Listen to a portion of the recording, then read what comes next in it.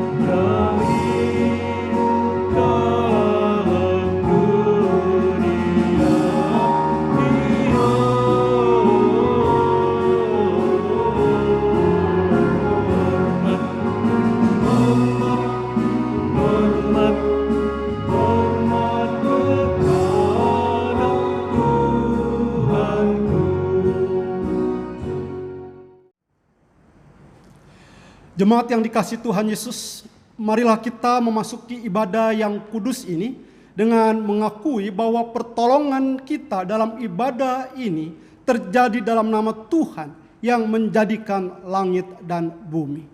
Kasih karunia dan damai sejahtera dari Allah Bapa kita dan dari Tuhan Yesus Kristus menyertai kamu. Mulia bagi Bapa.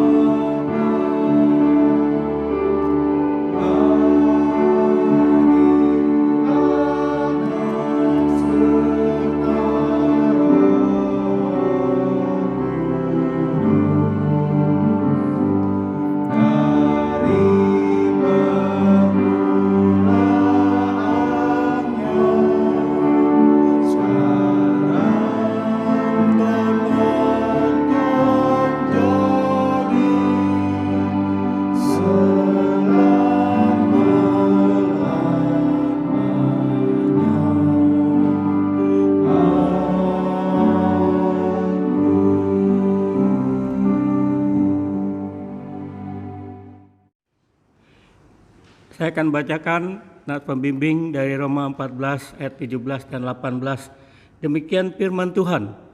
Sebab kerajaan Allah bukanlah soal makanan dan minuman, tetapi soal kebenaran, damai sejahtera dan sukacita oleh Roh Kudus. Karena barang siapa melayani Kristus dengan cara ini, ia berkenan kepada Allah dan dihormati oleh manusia. Demikian firman Tuhan. Kita akan sambut dari pujian sambutan Napiri 85 bait 1 dan 2. Sambutlah.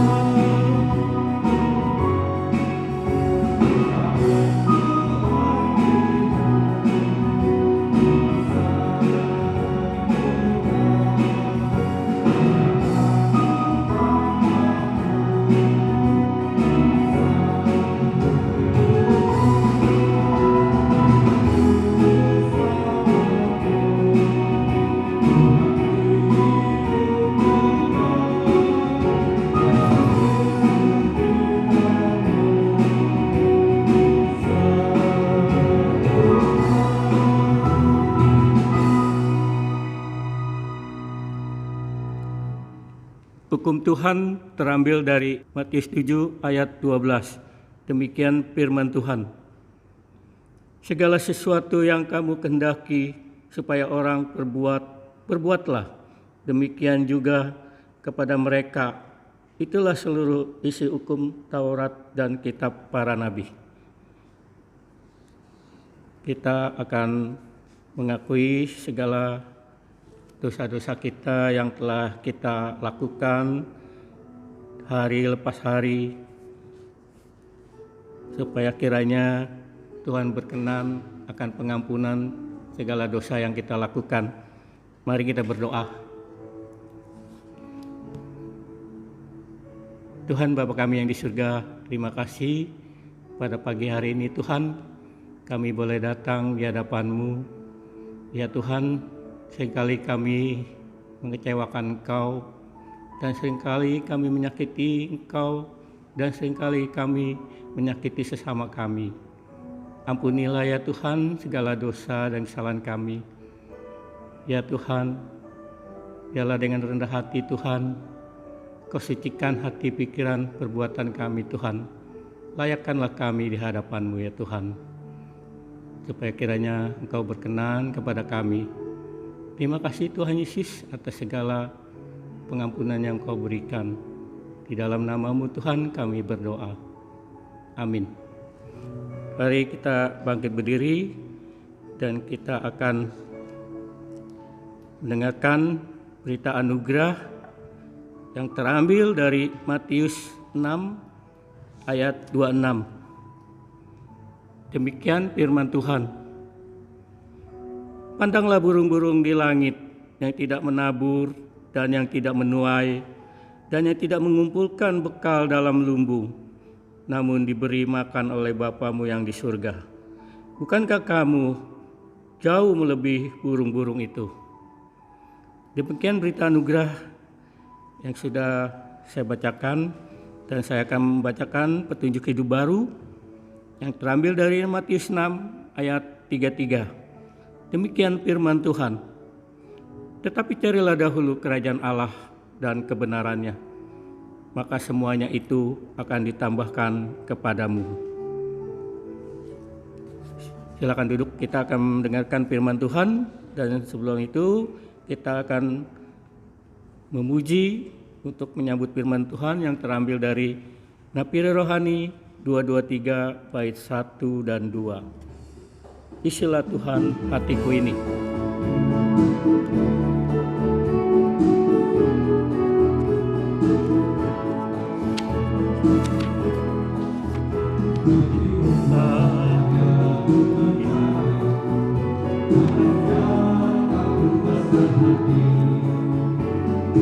Mendengar Yesus berkati, ku beroleh hidup yang kekal. Isi Tuhan hatiku ini dengan Allah yang kudus. Bagi kehidupan memberiku kuat sepanjang umur hidupku selalu. Pencobaan dunia mencengkamku, tak berdaya menanggungnya. Tuhan umurnya memberi selamat, ku beroleh kekuatan baru. Isi Tuhan hatiku ini dengan sabda Allah yang kudus. Roti kehidupan memberiku kuat sepanjang hidupku selalu. Bapak Ibu saudara-saudara yang dikasihi Tuhan Yesus, marilah kita masuk dalam pemberitaan firman Tuhan. Terlebih dahulu mari kita berdoa, kita mohon pimpinan Roh Tuhan, Roh Kudus memimpin kita masuk dalam kebenaran firman-Nya. Mari kita berdoa. Bapa Surgawi, berikanlah mana surgawi bagi kehidupan kami, pribadi lepas pribadi, sehingga kami yang lapar dalam masa-masa yang sulit seperti ini boleh dikenyangkan oleh mana surgawi, yaitu roti yang daripada Engkau yang memberi kehidupan. yaitu firman yang hidup yang keluar dari mulut Allah yang hidup. Karena itu Tuhan, pakai hamba-Mu untuk boleh daripadanya firman itu boleh kami dengar. Karena itu berkata-katalah, kami anak-anak-Mu siap mendengarnya. Dan biarlah Roh-Mu yang kudus, roh kebenaran itu, boleh menuntun dan membawa kami masuk ke dalam kebenaran firman-Mu. Sehingga kami tidak hanya menjadi pendengar, tapi juga boleh menjadi pelaku firman. Berbicaralah Bapa, dalam kuat kuasa daripada Roh Kudus, kami boleh dimampukan untuk melakukan firman itu. Dalam nama Tuhan kami Yesus Kristus, kami bersyukur dan berdoa. Amin. Bapak, Ibu, dan saudaraku yang dikasihi Tuhan Yesus, firman Tuhan dalam ibadah minggu pertama di Oktober 2020, 4 Oktober 2020 ini terambil dari Injil Matius pasalnya yang ke-21 ayat yang ke-33 hingga ayat yang ke-46. Dan saya hanya membacakan ayat yang ke-40 hingga ayat yang ke-44 saja. Demikian firman Tuhan. Maka apabila tuan kebun anggur itu datang, apakah yang akan dilakukannya dengan penggarap-penggarap itu? Kata mereka kepadanya, ia akan membinasakan orang-orang jahat itu, dan kebun anggurnya akan disewakannya kepada penggarap-penggarap lain yang akan menyerahkan hasilnya kepadanya pada waktunya. Kata Yesus kepada mereka, belum pernahkah kamu baca dalam kitab suci, batu yang dibuang oleh tukang-tukang bangunan telah menjadi batu penjuru? Hal itu terjadi dari pihak Tuhan, suatu perbuatan ajaib di mata kita. Sebab itu aku berkata kepadamu, bahwa kerajaan Allah akan diambil daripadamu dan akan diberikan kepada suatu bangsa yang akan menghasilkan buah kerajaan itu. Dan barang siapa jatuh ke atas batu itu, ia akan hancur, dan barang siapa ditimpa batu itu, ia akan remuk. Demikianlah pembacaan firman Tuhan. Yang berbahagia adalah kita yang mendengar firman Tuhan, yang menyimpannya, serta yang melakukannya dalam kehidupannya sehari lepas sehari. Haleluya.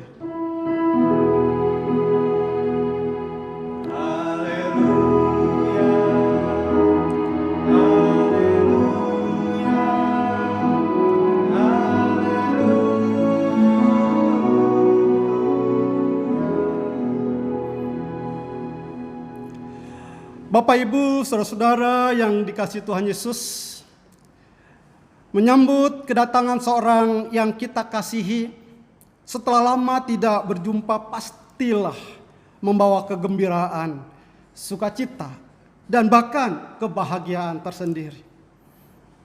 Menjadi sebuah penyambutan yang selalu kita rindukan pastinya. Seperti halnya tema khotbah pada minggu pertama di bulan Oktober 2020 ini, menyambut Yesus, menyambut kerajaan Allah. Pastilah merupakan kerinduan setiap orang percaya sepanjang zaman. Dan itu terungkap di dalam doa Bapa kami. Dalam Injil Matius pasal 6 ayat 9 sampai 13. Dan kita menghafalnya, dikatakan, Bapa kami yang di sorga, dikuduskanlah namamu, datanglah kerajaan. Datanglah kerajaan. Sebuah kerinduan penyambutan akan kedatangan kerajaan Allah. Dan itu menjadi sebuah permohonan kedua dari doa Bapa kami. Agar kerajaan Allah itu hadir dalam kehidupan di dunia ini dan ada di tengah-tengah umatnya. Bapak, Ibu, dan saudaraku yang dikasihi Tuhan, pertanyaan kita adalah apa maksud daripada kerajaan Allah? Seorang teolog, bahkan seorang pelayan dan hamba Tuhan di Church of Scotland atau gereja di Skotlandia yang bernama Thomas Baston, yang hidup pada 1676 hingga 1732, abad ke-16 yang lalu. Ia seorang teolog yang juga seorang penulis yang produktif dalam bidang teologi dan ahli bahasa bahkan. Ia menguasai bahasa-bahasa klasik bahasa Prancis dan juga bahasa Belanda. Wow. Melihat adanya 4 kerajaan Allah. Yang pertama bahwa kerajaan kuasanya, yaitu pemerintahan universal Allah atas seluruh ciptaannya, yang dinyatakan melalui providensi ilahi atau pemeliharaan Allah atas alam semesta ini. Terlepas manusia rela menerimanya atau tidak. Dalam Mazmur 103:19 dikatakan bahwa Tuhan sudah menegakkan tahtanya di sorga dan kerajaannya berkuasa atas segala sesuatu. Yang kedua, kerajaan Injilnya, yaitu gereja yang kelihatan, yang dimana saat ini kita tidak dapat lagi beribadah bersama secara tatap muka atau offline karena situasi pandemi ini. Tetapi gereja yang kelihatan inilah di atasnya Kristus memerintah melalui firman-Nya dan para pejabat gerejanya. Dan menarik dari pembacaan firman Tuhan pagi hari ini, Matius 21 ayat 43 menggambarkan gereja yang kelihatan itu, yaitu Kristus yang memerintah melalui firman dan melalui pejabat-pejabat gerejanya. Yang ketiga adalah kerajaan anugerahnya, yaitu bagian dari gereja yang kelihatan itu, namun ada dalam diri orang-orangnya, yang mana di dalam hati mereka Kristus berdiam dan memerintah dalam kuasa rohani yang menyelamatkan. Dan itu tegaskan dalam Injil Lukas pasal 17 ayat 21. Sebab sesungguhnya kerajaan Allah ada di antara kamu. Demikian dikatakan dalam Injil Lukas. Bahkan dalam Roma pasal 14 ayat 17. Tadi di dalam nats pembimbing Penatua Teguh sudah mengutip itu. Bahwa katakan sebab kerajaan Allah bukanlah soal makanan dan minuman, tetapi soal kebenaran, damai sejahtera dan sukacita oleh Roh Kudus. Dan yang keempat, Thomas Baston melihat kerajaan Allah adalah kerajaan kemuliaannya, yaitu keadaan kekal yang diberkati oleh Tuhan yang akan tiba ketika Yesus Kristus datang dalam kedatangannya yang kedua kali. The second coming of Christ. Dan sudah bisa melihat dalam 1 Korintus pasal 15 ayat 50 sampai 52. Tak kalah Rasul Paulus menekankan bahwa pada akhirnya Kristus akan datang dan kita akan diubahkan dalam kerajaan kemuliaannya ini. Jemaat yang dikasihi Tuhan, dengan melihat apa yang dilihat oleh Thomas Baston tentang kerajaan Allah, ini memberikan kebenaran kepada kita bahwa kerajaan Allah tidak dapat dipisahkan dengan Yesus Kristus. Sehingga saat kita merindukan kehadiran kerajaan Allah di bumi ini, di sini, di tengah-tengah kehidupan kita, berarti harus ada kesediaan dan kesiapan untuk menerima Yesus, menyambut Yesus, menyambut kerajaan Allah. Atau sebaliknya, menyambut kerajaan Allah, menyambut Yesus. Jemaat yang dikasihi Tuhan, perumpamaan tentang penggarap-penggarap kebun anggur yang menjadi nats dari perenungan ibadah pagi hari ini menggambarkan penolakan terhadap Yesus Kristus sebagai anak Allah yang tunggal oleh bangsa Israel. Pemilik kebun anggur yang adalah Allah, yang digambarkan dalam perumpamaan ini sebagai tuan tanah yang membuka kebun anggur. Pada ayat yang ke-33 kita baca di sana. Sedangkan kebun anggur menunjukkan kepada bangsa Israel. Dan bagi para pendengar pada masa itu, penggambaran ini tidak asing. Sebab dalam perjanjian lama, bangsa Israel digambarkan sebagai kebun anggur Allah. Saudara bisa melihat dalam Yeremia, Yeskiel, maupun di dalam kitab Mazmur, ataupun dalam kitab Yesaya. Penyewa dan atau penggarap-penggarap kebun anggur adalah pemimpin bangsa Israel, yaitu imam-imam kepala dan orang-orang Farisi. Dan pada ayat yang 45 dari Matius 21 ini, para pemimpin yang mendengar perkataan Yesus mengerti siapa yang dimaksud penyewa atau penggarap kebun anggur. Bahkan pada saat Yesus sedang berbicara pun, mereka berencana menangkap dan membunuh dia. Pada ayat yang ke-46. Sedangkan hamba-hamba yang disuruh oleh Tuhan ini adalah para nabi dan anak akhirnya Sang Tuhan ini menyuruh anak. Karena katanya, anakku akan mereka segani. Dalam perumpamaan ini tidak lain menunjuk kepada Yesus Kristus. Bapak, Ibu, saudara-saudari yang dikasihi Tuhan Yesus. Dari perumpamaan ini kita dapat melihat betapa luar biasanya kebaikan dan kasih Allah dalam kehidupan umatnya. Dan ia yang digambarkan sebagai pemilik kebun anggur. Kita melihat kebaikan dan kasih Allah itu diungkapkan dengan dialah yang berprakarsa dan yang mengusahakan kebun anggur tersebut. Dalam Yesaya 61 ayat 3 dikatakan bahwa kebun anggur itu dinamakan tanaman Tuhan. Dan bila kerajaan Allah ini di saat ini, di bumi ini adalah gereja, maka Allah lah yang membangun jemaatnya. Dan dialah yang memperlengkapi dengan segala sesuatu yang diperlukan untuk mengelola kebun anggurnya. Supaya berkembang, berbuah, dan menjadi berkat tentunya. Bapak, Ibu, saudara-saudari yang dikasihi Tuhan.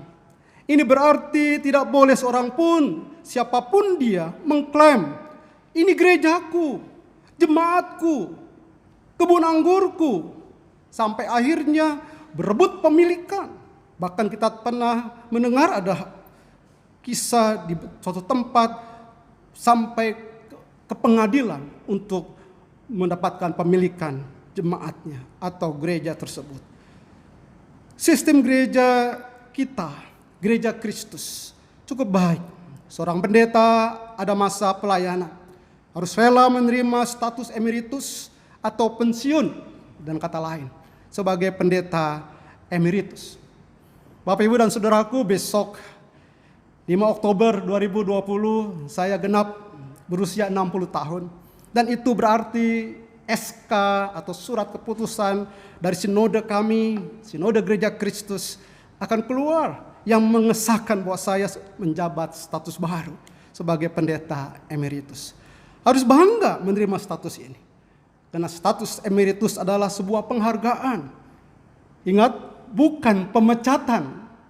Ada yang sambil bercanda maksudnya. Sekaligus kerelaan melepaskan rasa memiliki jemaat yang memang bukan miliknya, tapi milik Sang Tuhan, yaitu Allah. Kebaikan dan kasih Allah dinyatakan dengan menanam pagar sekeliling kebun anggur tersebut, untuk melindunginya dari binatang liar yang bisa merusak kebun tersebut. Jemaat yang dikasihi Tuhan, perhatikan bagaimana jemaat Allah atau umat Allah dilindungi Allah dengan cara yang istimewa. Apakah kita masih meragukan perlindungannya, terutama dalam masa pandemi ini yang tidak tahu kapan berakhirnya? Iblis saja, saudara-saudaraku, mengakui perlindungan Allah terhadap umatnya. Saudara bisa melihat dalam Ayub pasal pertama ayat yang ke-10. Dalam percakapan dengan Allah, iblis berkata, bukankah engkau yang membuat pagar sekeliling dia, maksudnya Ayub, dan rumahnya serta segala yang dimilikinya. Dan dalam Zakaria pasal 2 ayat yang ke-5 ditegaskan, bahkan Allah sendiri berkata melalui hambanya ini, aku sendiri, demikianlah firman Tuhan, akan menjadi tembok berapi baginya di sekelilingnya. Kita diingatkan seakan-akan ini adalah sebuah kisah pengepungan tentara Aram di kota Dotan yang hendak menangkap Nabi Elisa. Saat Tuhan membuka mata Gehazi, bujang Elisa, sehingga ia melihat tampaklah gunung itu penuh dengan kuda dan kereta berapi sekeliling Elisa. Bisa dilihat dalam 2 Raja pasal 6 ayat 17. Kebaikan dan kasih Allah yang selanjutnya diperlihatkan dengan Sang Tuhan menggali lubang tempat memeras anggur dan mendirikan menara jaga. Bisa melihat pada ayat yang ke-33b. Yang artinya, saudaraku, semuanya sudah tersedia. Tempat pemerasan buah anggur dan tempat untuk mengawasi atau mengamat-amati jika para pengacau, baik manusia maupun binatang liar, datang untuk merusak kebun anggur tersebut. Bapak, Ibu, dan saudara-saudaraku yang dikasihi Tuhan, ini merupakan bukti pemeliharaan Allah terhadap umatnya. Dia yang mengusahakan, dia yang memperlengkapi, dia yang memampukan kebunnya berproduksi, menghasilkan buah. Bahkan kebaikan dan kasih Allah ini dinyatakan pula dengan mempercayakan kebun anggur itu kepada penyewa-penyewa atau penggarap-penggarap. Dalam konteks ini, sang tuan atau pemilik kebun menyewakan bukan karena ia membutuhkan penggarap-penggarap tersebut, seperti tuan-tuan tanah pada umumnya waktu itu. Tapi karena ia hendak menguji mereka untuk setia dan supaya mereka belajar menghormatinya sebagai tuan atau pemilik.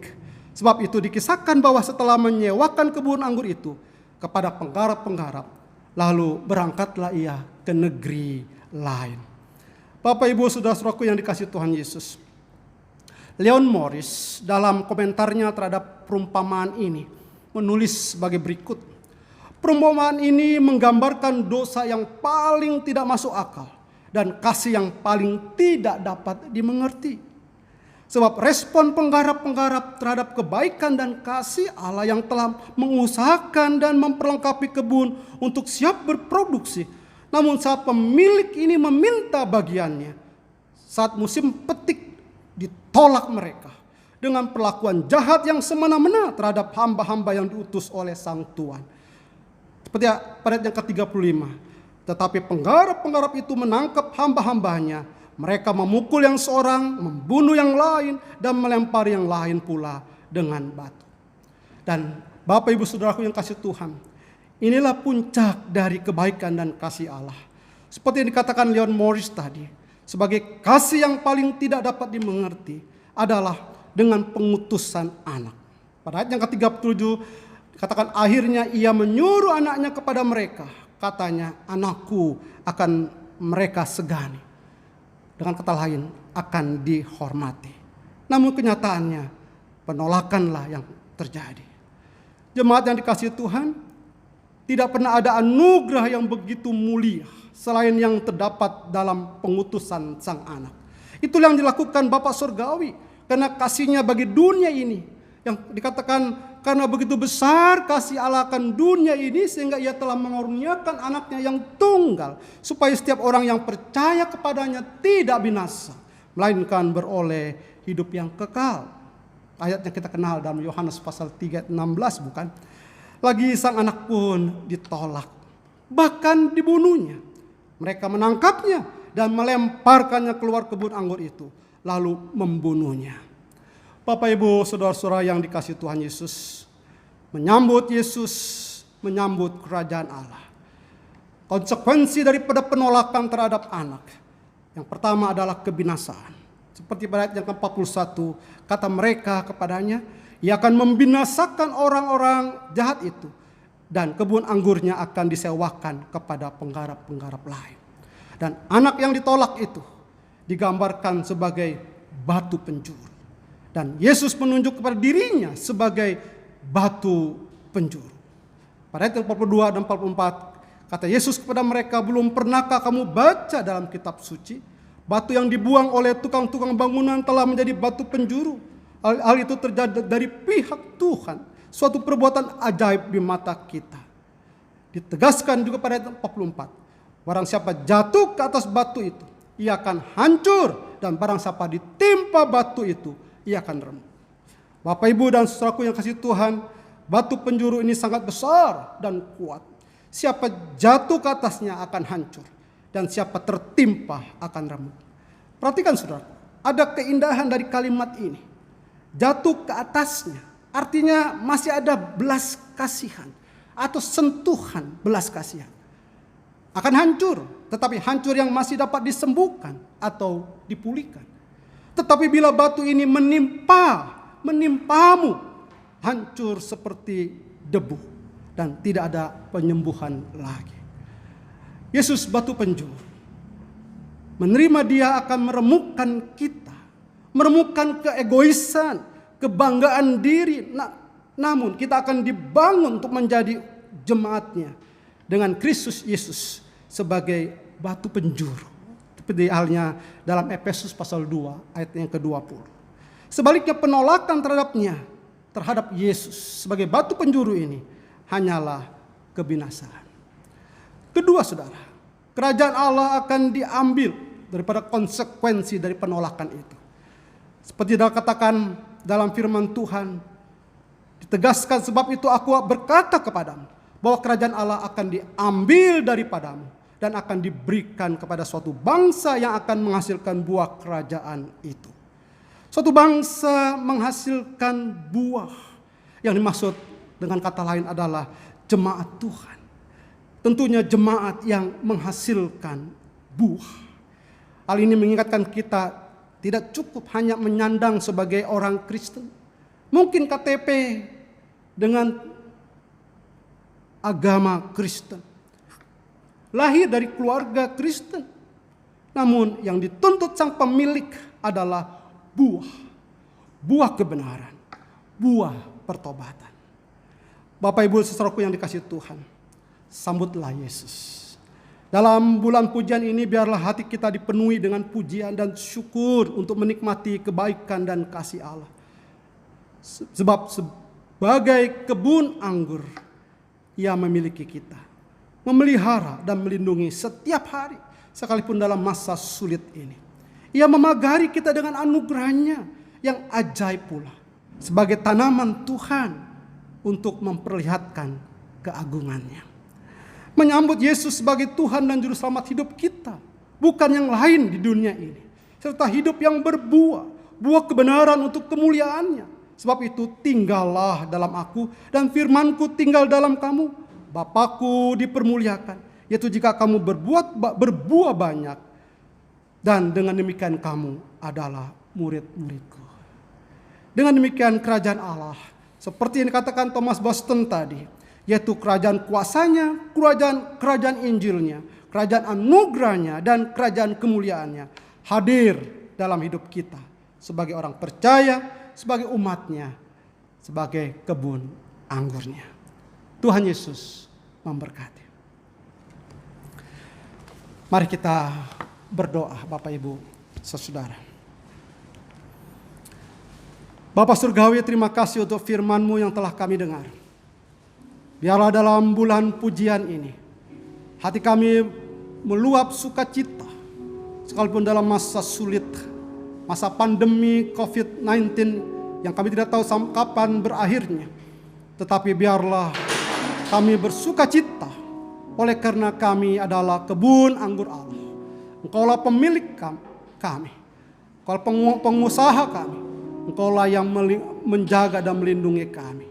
Kami bersyukur Tuhan, saat ini kami bersama sehati untuk boleh terus menjadi jemaat, menjadi kebun anggur, menjadi umat yang boleh berbuah, sehingga boleh mempermuliakan sang pemilik. Dan kami boleh menjadi murid-murid Kristus dengan tanda buah-buah yang dinyatakan dalam kehidupan kami. Buah kebenaran dan menjadi buah pertobatan. Bapa Surgawi, saat ini kami bersama-bersati pula berdoa untuk bangsa dan negara kami dalam situasi seperti yang kami sedang jalani ini, dalam masa yang sulit dalam seluruh sektor kehidupan kami. Biarlah kami terus berserah bersandar dalam anugerah-Mu untuk boleh terus menantikan pertolongan yang daripadamu, sehingga biarlah perbuatan ajaib-Mu Engkau nyatakan, sehingga di saat-saat kami mengalami kesulitan hidup ini, kami tetap mampu melewatinya oleh karena pertolongan yang daripada Tuhan. Kau berkati pemerintahan kami, memimpin dan memampukan dengan hikmat-Mu, baik presiden kami hingga sampai pada jajaran yang terbawah, di daerah-daerah bahkan, untuk boleh terus sehati dalam mengambil keputusan dalam mengatasi masa pandemi. Sehingga biarlah situasi yang sulit dalam kehidupan kami, masyarakat, bangsa, negara Indonesia ini, membuat kami tetap bergandengan tangan untuk tetap bersatu, sehingga tetap hidup dalam damai yang daripada Tuhan. Biar kami mampu melewati masa sulit ini dengan yang daripada Tuhan, pertolongan-Mu semata-mata. Terima kasih Bapa. Berkati juga untuk gereja-gereja Tuhan, dan terutama untuk gereja Kristus Jembatan Hitam, baik yang pusat maupun di pos. Kau memberkati baik para pemimpin, para pejabat gereja untuk boleh terus berikan hati yang bertanggung jawab, untuk boleh tetap menyapa jemaat, tetap melayani, dan terus Kau pakai kami tetap dapat memuliakan Tuhan melalui pelayanan yang Kau berikan, Kau percayakan pada kami. Baik kami rohaniwan, baik kami majelis, baik kami setiap aktivis, pengurus-pengurus bagian. Tuhan satukan kami untuk boleh tetap menjadi gereja yang melayani di malam masa yang sulit. Kami menyerahkan untuk program-program pelayanan kami. Biar Engkau memberkati, sekali kami kerjakan dengan tetap secara online. Biar Engkau memberkati, tetap menjadi berkat buat jemaat. Kami menyerahkan untuk PAUD Cahaya Kasih. Kami berdoa untuk seluruh kegiatan proses belajar mengajar juga melalui online, dan biar Engkau mampukan guru-guru dapat terus menyapa, memberikan materi pembelajaran, dan orang tua dapat merespon dan boleh mendampingi anak-anaknya dengan kesabaran daripada Tuhan, boleh mengajar anak-anak mereka. Tuhan memberkati. Kami mengingat untuk para donatur kami, orang tua asuh, dan juga untuk jemaat Tuhan yang ambil bagian di dalam pelayanan pendidikan PAUD Cahaya Kasih. Biar terus Tuhan memberkati mereka dalam setiap pekerjaan mereka, tetap mengalir berkat yang daripada Tuhan. Engkau memberkati juga jemaat di dalam kelemahan tubuh yang sakit, Tuhan lawat dan Tuhan jamah, Tuhan pulihkan. Dan mereka sedang bermasalah dalam kehidupan ekonomi ataupun dalam persoalan-persoalan lainnya, Tuhan Engkau hadir, dan mereka boleh senantiasa menyertakan Engkau untuk menjadi penolong dalam setiap kesulitan mereka. Terima kasih Bapa. Kami menyerahkan akhirnya setiap pribadi lepas pribadi kami. Dalam setiap pergumulan-pergumulan kami, Tuhan Engkau tahu, Engkau memberi jalan keluar. Terima kasih Bapa. Ini adalah doa seru kami yang kami dasari dalam doa yang Tuhan Yesus ajarkan kepada kami. Bapa kami yang di sorga, dikuduskanlah nama-Mu. Datanglah kerajaan-Mu, jadilah kehendak-Mu di bumi seperti di sorga. Berikanlah kami pada hari ini makanan kami yang secukupnya, dan ampunilah kami akan kesalahan kami seperti kami juga mengampuni orang yang bersalah kepada kami. Dan janganlah membawa kami dalam pencobaan, tapi lepaskanlah kami daripada yang jahat. Karena Engkaulah yang punya kerajaan dan kuasa dan kemuliaan sampai selama-lamanya. Amin. Mari saudara-saudara kita bangkit berdiri, kita mengakui iman percaya kita. Mari kita berkata bersama-sama. Aku percaya kepada Allah, Bapa yang Maha Kuasa, Khalik langit dan bumi, dan kepada Yesus Kristus, Anaknya yang tunggal Tuhan kita, yang dikandung dari Roh Kudus, lahir dari anak darah Maria, yang menderita di bawah pemerintahan Pontius Pilatus, disalibkan, mati dan dikuburkan, turun ke dalam kerajaan maut. Pada hari yang ketiga bangkit pula dari antara orang mati, naik ke surga, duduk di sebelah kanan Allah, Bapa yang Maha Kuasa, dan akan datang dari sana untuk menghakimi orang yang hidup dan yang mati. Aku percaya kepada Roh Kudus, gereja yang kudus dan am, persekutuan orang kudus, pengampunan dosa, kebangkitan orang mati, dan hidup yang kekal. Amin. Silakan duduk. Baiklah saudara-saudara, kita akan memberikan persembahan. Untuk itu saya akan membacakan ayat persembahan yang terambil dari Roma 12 ayat 1. Demikian firman Tuhan. Karena itu saudara-saudara, demi kemurahan Allah, aku menasihati kamu supaya kamu mempersembahkan tubuhmu sebagai persembahan yang hidup, yang kudus, dan yang berkenan kepada Allah. Itu adalah ibadahmu yang sejati. Bagi saudara-saudara yang mempunyai rekening, silakan transfer ke rekening GKJH dan pos cengklong yang tertera di layar. Dan bagi saudara-saudara yang tidak mempunyai nomor rekening, bisa dikumpulkan pada waktu kita beribadah offline. Baiklah, kita akan berdoa untuk persembahan ini.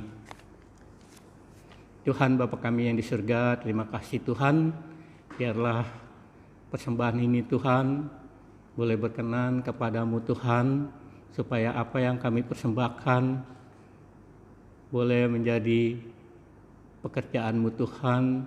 Biarlah orang-orang yang mengolahnya Tuhan menjadi berkat buat memperluas kerajaan-Mu. Terima kasih ya Bapa, terima kasih Yesus, dan hanya kepadamu kami mengucap syukur. Amin. Baik, bangkit berdiri, kita akan menyanyikan pujian pengutusan yang terambil dari Napiri 300 bait 1 dan 2, Kusuka menuturkan.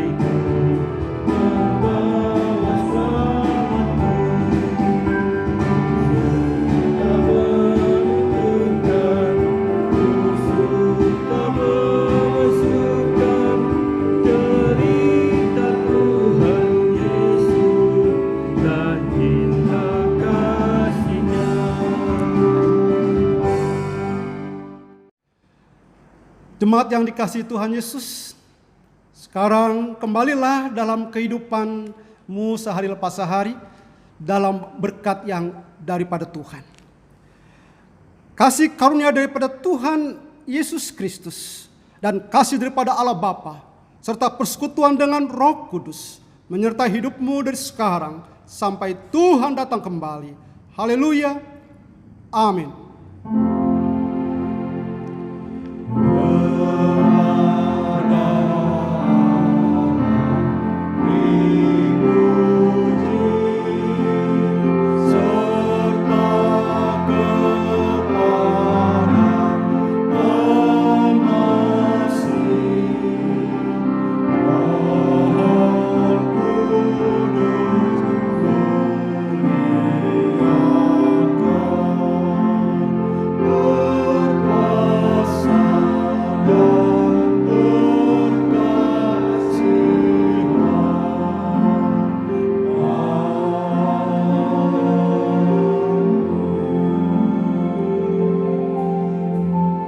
Selamat hari Minggu, Tuhan Yesus memberkati.